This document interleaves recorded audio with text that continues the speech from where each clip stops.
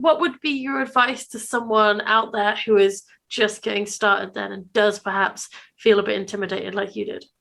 I think start with what you really need to know. For example, the main thing I needed to know was what ghosts look like for people. And I actually changed it between the original version that you read, Ellie, and then the version that was published. Because in the original version, it depended on how powerful the person was as to how vivid the ghost was. And I had a really cool analogy comparing it to like looking at a standard definition telly to a HD one to an 8K one. And I really like this. And it still pains me I had to cut it. But for the story, overall, it made more sense if how visible a ghost is to do with how powerful the ghost is rather than how powerful the person is. And that's actually become quite an important thing for later on in the books. So if I hadn't really consciously thought of that, I could have dug myself into quite a significant hole. So I would definitely be mindful of the things you need to know and start with the small stuff and then build yourself up. Because one of the things Alexa pushed me on was the demons and what I would need to know about them, because they're not a massive part of it. They're in book one and then they don't reappear for several books. But it's useful to know because I can lay that groundwork for later books, and it makes outlining those later books easier because I already know what's coming. And so because I did quite a lot of the world building, particularly on what stuff looks and feels like early on, then it made life a lot easier. And one thing that I should really do that I actually haven't yet is write stuff down. I'm a big advocate for not carrying things in your head. But for some reason, when it comes to my characters, I carry it in my head instead of writing it down. So I do actually need to write down what people's powers are and what they look like rather than carry it. Because once you get things out of your head, you free up that space to do other things and have a bit more creative freedom, and you're not blocking yourself off and draining your energy and your memory capacity and stuff. I really should do that after this recording. I think if you are writing a series, you don't have to know exactly the trajectory you're going in, but knowing some of the kind of plot points you want to hit along the way means that you can either foreshadow them or you can make sure you don't do a George R.R. Martin and kill off a really important character. So start with the basics and make sure you write everything down. Or try and plan everything out beforehand as well. Yeah, and I think do ask yourself those really hard, uncomfortable questions early on, because if I hadn't answered some of those really hard, uncomfortable questions, like what can Edie do and what are the limitations of her being able to do this and what does it look like?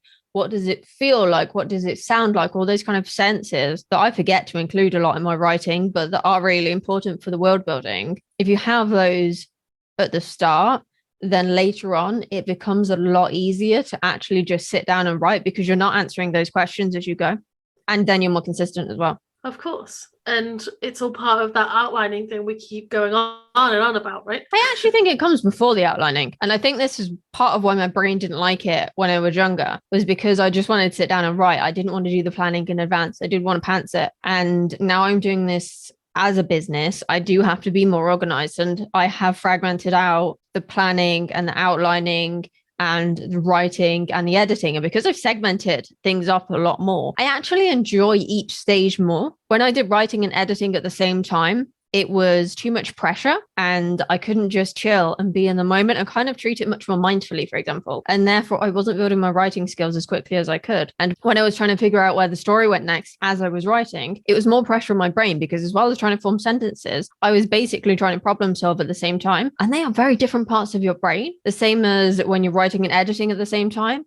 You know, problem solving and editing come from the logical part of your brain, whereas writing primarily comes from the creative part. And if you've already got the problem solving down and you're doing the editing at a later date, you've got much more energy in that first draft to make things sound sexy. And then you get to spend a lot less time editing and you can publish a lot past that because you fixed a lot of the problems in a couple of 1,000-word outline rather than in a 50,000-word manuscript.